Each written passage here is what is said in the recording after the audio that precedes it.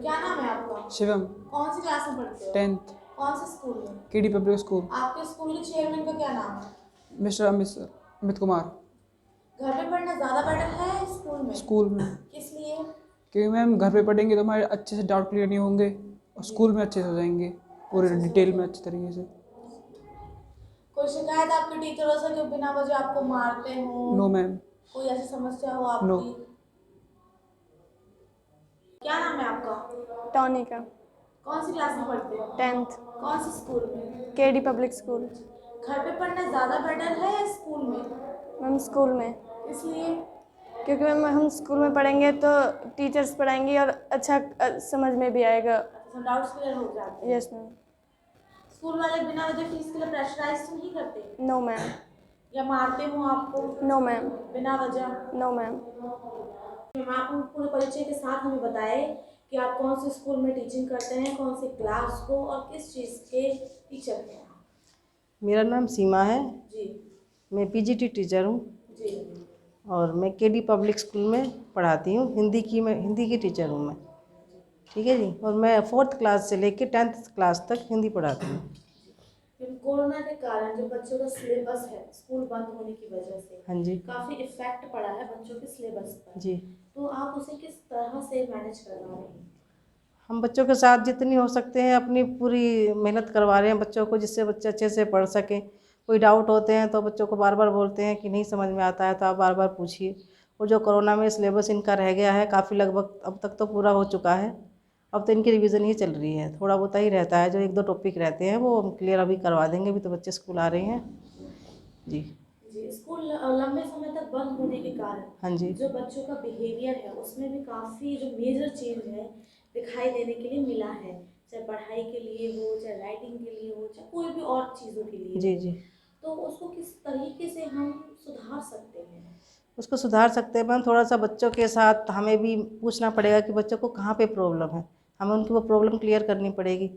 अगर उनको स्टडी में कोई प्रॉब्लम है, कुछ लिखने में कोई दिक्कत आ रही है, तो हमें भी कोऑपरेट करना पड़ेगा बच्चों के साथ। अगर हम कोऑपरेट करते हैं, बच्चे भी कोऑपरेशन हमें देते हैं, तो हम अच्छे से उनको पढ़ा भी सकते हैं और सिखा भी सकते हैं।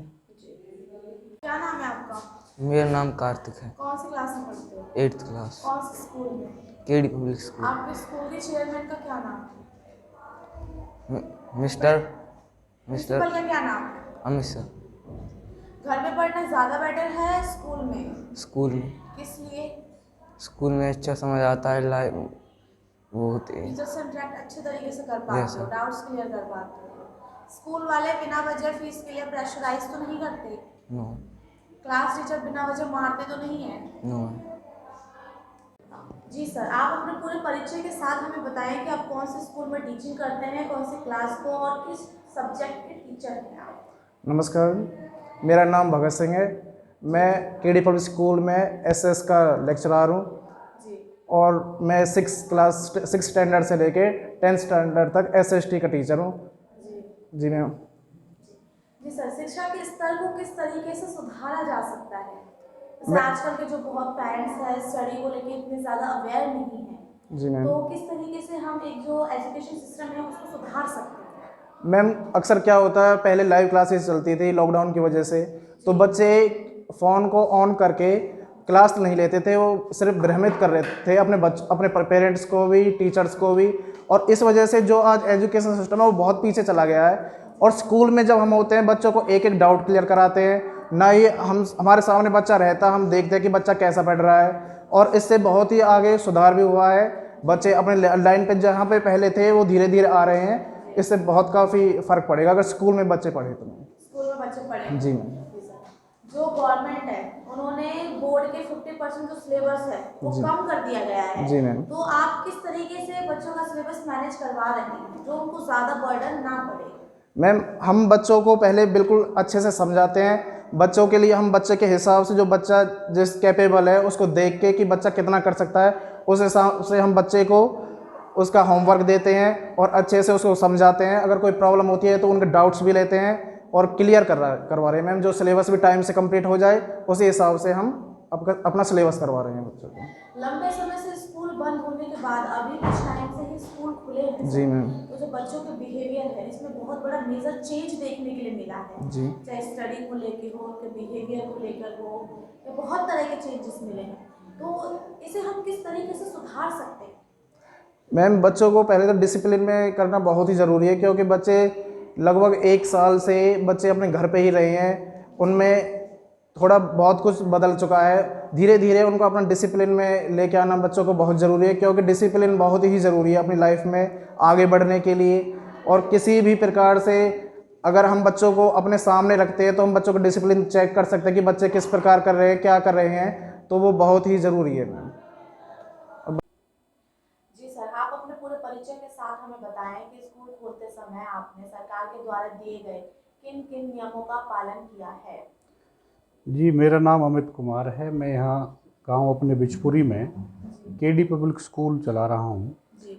और ये स्कूल मैंने जो ओपनिंग की है कोरोना काल के दौरान ही की है, तो मुझे बिल्कुल अच्छी तरीके से पता है कि किस तरीके से कोरोना काल की गाइडलाइन का पालन करना है। फर्स्ट ऑफ ऑल तो मैं हर बच्चे को डेली रूटीन में चेक कराता हूँ प्रेयर में कि हर बच्चे के पास मास्क होना चाहिए, सैनिटाइज़र होना चाहिए। मैंने गेट पे भी सैनिटाइज़र वगैरह लगवाए हुए हैं। कोई भी एंट्री अगर करता है तो सैनिटाइज़र किया जाता है। हर वीक में मैं एक बार स्कूल को पूरे को सैनिटाइज़र कराता हूँ अपने जो भी स्वास्थ्यकर्मी हैं उनके द्वारा। तो ये मैं पूरी गाइडलाइन का पूरा फॉलो कर रहा हूँ, बिल्कुल पूरा पालन कर रहा हूँ। थर्ड वेव की आशंका बताई जा रही है सर, जो लेकिन फिर भी लोग हैं थर्ड वेव को लेके काफ़ी लाइटली ले रहे हैं उसे। तो छोटे बच्चों की वैक्सीन भी नहीं आई है अभी, बच्चों की वैक्सीन। तो इन्हीं सभी बातों को मद्देनज़र रखते हुए आपने छोटे बच्चों के लिए अपने स्कूल में क्या क्या सुविधा प्रदान कर रखी है या कुछ सुरक्षा दी हो? मैडम, एक तो छोटे बच्चों के लिए देखो, अब हम देहात में बैठे हुए हैं तो घर पे तो पढ़ाई बिल्कुल होती ही नहीं है, कोई भी स्टडी नहीं होती है। तो पेरेंट्स का भी फोर्स है कि छोटे बच्चों को सर हमारे को लेके जाए, तो हम उनको लेके भी आ रहे हैं।